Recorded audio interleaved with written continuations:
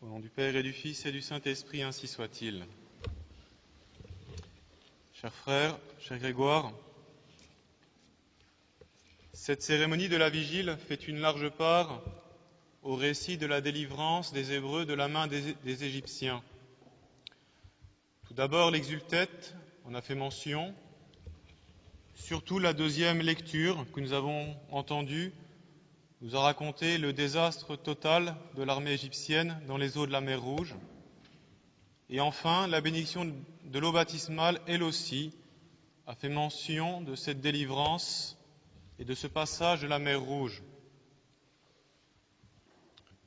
Comment s'est produit ce grand miracle ? Les Hébreux venaient de quitter l'Égypte et après 3 jours de marche, ils campaient en deçà de la mer Rouge. Et alors qu'ils étaient en train de camper, ils entendirent soudain un grondement sourd, celui d'une armée en marche. Puis peu à peu, sur les crêtes au loin, ils aperçurent les troupes de Pharaon qui se déployaient en ligne de bataille. Celui-ci avait massé près de 600 chars de combat, plus de 50 000 cavaliers et près de 200 000 fantassins très bien armés. Les Hébreux étaient pris comme dans une souricière, à leur droite la mer Rouge, devant eux et sur la gauche, les monts escarpés de ce qu'on appelle aujourd'hui le Djebel Araba, et derrière eux, l'armée de Pharaon. Il n'y avait aucun moyen d'éviter le massacre général. Les Juifs, pris de crainte, invectivaient Moïse, l'accusant de les avoir trahis, de les avoir conduits à une mort certaine. Celui-ci, sans se départir de cette douceur qui lui était quasi naturelle, priait Dieu avec confiance. Sur l'ordre de Dieu, il conduit le peuple hébreu vers la mer Rouge. Mais le jour commençait à décliner et les Égyptiens qui ne voulaient pas laisser échapper leur proie et en finir avant qu'il fasse nuit, hâtaient les préparatifs du combat. Alors, soudain, la colonne de nuée qui se tenait à l'avant du peuple juif, au lieu de se transformer en colonne de feu, comme à l'habitude, passa à l'arrière des fugitifs. Sur l'une de ses faces, elle se transforma en un écran opaque, ténébreux, et de l'autre, au contraire, elle était très lumineuse, jetant ainsi les Égyptiens dans une nuit profonde, et les Hébreux y voyaient au contraire eux comme en plein jour. Moïse, arrivé au bord de la mer Rouge, se mit en prière, puis à nouveau sur l'ordre de Dieu, il étendit son bâton au-dessus de la mer et celle-ci se fendit en deux. Au même moment, un vent violent, très fort, se mit à souffler, qui assécha totalement le chenal, et ainsi les Hébreux purent passer, et ce fut la tribu de Juda qui s'élança la première. Le passage dura un certain temps, puisqu'au petit matin, lorsque le jour se leva, les derniers Hébreux étaient encore en train de passer. Les Égyptiens qui avaient attendu fébrilement la nuit, ce qu'ils avaient vu aurait dû leur servir de leçon. Eh bien non, cet esprit de vengeance, de haine les animait toujours, et dès que le jour se fit, ils s'élancèrent à la poursuite des fuyards, et malgré ces 2 murs d'eau, miracle incroyable, ils se jetèrent tête baissée dans le chenal. Mais lorsque le dernier Hébreu eut franchi l'autre rive, une pluie violente, comme on n'en avait jamais vu, se déchaîna. Le chenal devint un bourbier incroyable, les chars pataugeaient, les chevaux n'avançaient plus. Ce fut une panique incroyable. Les Égyptiens comprirent leur erreur, que Dieu était contre eux. il voulait faire demi-tour, tout était en grand désordre. Alors Dieu donna l'ordre à Moïse d'étendre à nouveau la main sur les eaux de la mer Rouge. Ce que fit Moïse. Et les flots impétueux se jetèrent dans le chenal, et l'armée de Pharaon tout entière fut anéantie.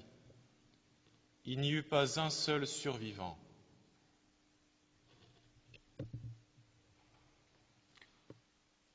Pourquoi la liturgie insiste-t-elle tant sur ces faits en cette vigile ? Ce n'est pas tant pour eux-mêmes, pour leur portée historique. Bien sûr, ces événements sont divinement révélés et nous devons les croire de foi divine. C'est la révélation, c'est la Sainte Écriture. Et ce miracle est d'ailleurs considéré comme l'un des plus grands miracles de l'Ancien Testament. Cependant, ces faits annoncent un autre événement qui les dépasse de très loin. Quel est cet événement préfiguré par le passage de la mer Rouge ? Est-ce la résurrection de notre Seigneur ? On pourrait s'y attendre en cette vigile pascale. Eh bien non.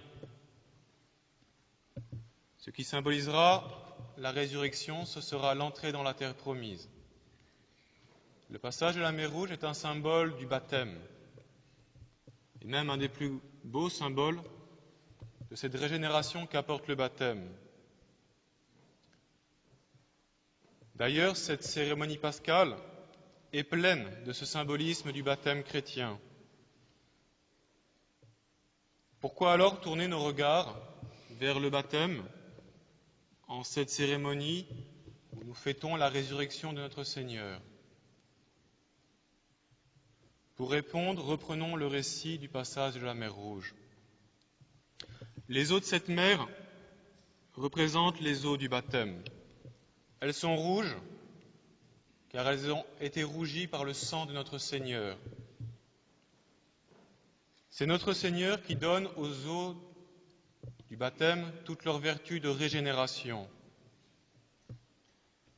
Et l'âme qui est plongée dans les eaux du baptême est plongée comme dans un bain de miséricorde où elle en sort totalement purifiée. Elle quitte la servitude d'Égypte pour entrer dans une nouvelle vie. C'est une seconde naissance. D'ailleurs, tous les péchés de celui qui reçoit le baptême sont entièrement détruits, comme l'armée de Pharaon. Il ne reste plus rien. Le péché originel est effacé. Les péchés qu'il a pu commettre dans sa vie passée sont eux aussi totalement effacés. Il ne reste rien. Et même la peine que méritaient ces péchés, cette peine à payer pour les péchés que nous commettons, eh bien tout cela est effacé. Il ne reste rien. L'âme est rendue toute pure. Toute pure. Pourquoi un effet si puissant ? Saint Paul nous donne la réponse. Ignorez-vous, nous dit-il, que nous tous qui avons été baptisés dans le Christ, nous avons été baptisés dans sa mort, car nous avons été ensevelis avec lui par le baptême pour mourir. Et saint Thomas a des termes on ne peut plus forts. Voici ce qu'il dit, à tout baptiser et communiquer la passion du Christ, comme si le baptisé avait souffert et était mort sur la croix lui-même.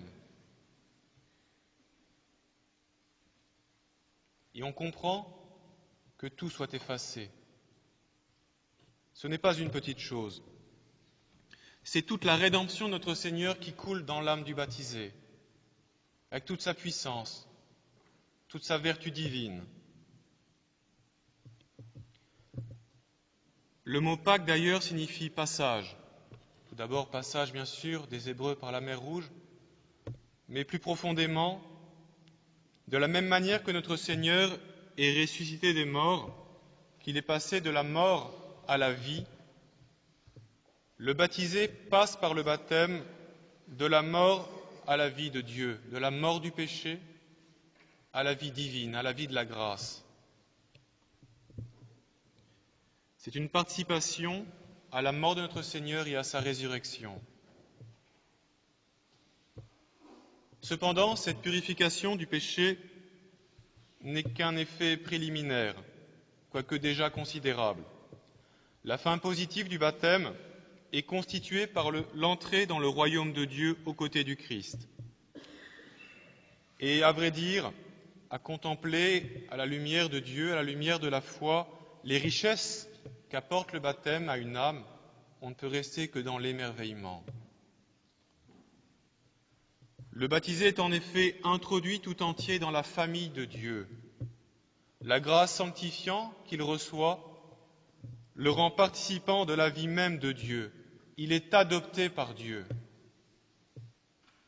Dans un sens beaucoup plus fort que dans les adoptions d'ici-bas, puisque Dieu lui donne de vivre de sa vie à lui divine même. Il devient en toute réalité fils de Dieu. On parle de filiation adoptive pour distinguer de la filiation naturelle divine qui ne convient qu'à la deuxième personne de la Trinité. Et cet esprit d'adoption que reçoit le baptisé lui permet d'appeler en toute vérité Dieu son Père. Ce sont les paroles de saint Paul. L'Esprit Saint fait de vous des enfants de Dieu et nous permet de crier à Dieu « Abba, Père ». Quelle intimité entre une âme baptisée en état de grâce et le bon Dieu. C'est toute la Trinité qui regarde avec amour une âme en état de grâce. Et les anges ne s'y trompent pas. Pensons au Saint Curé d'Ars. Il sentait les âmes en état de grâce. Elles avaient une bonne odeur. Au contraire, celles en état de péché sentaient plutôt mauvais. Une odeur effroyable. Bien sûr, une certaine obscurité demeure. Il y a le voile de la foi. Et cette présence de Dieu, si elle est cachée, n'en reste pas moins réelle. Notre Seigneur lui-même a dit « Si quelqu'un m'aime et garde ma parole, mon Père l'aimera, et nous viendrons en lui, et nous établirons chez lui notre demeure. » C'est ce qui se produit au baptême.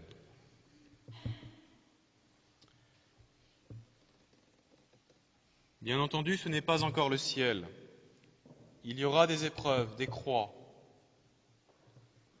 Mais cette vie surnaturelle qui est au-dessus de la nature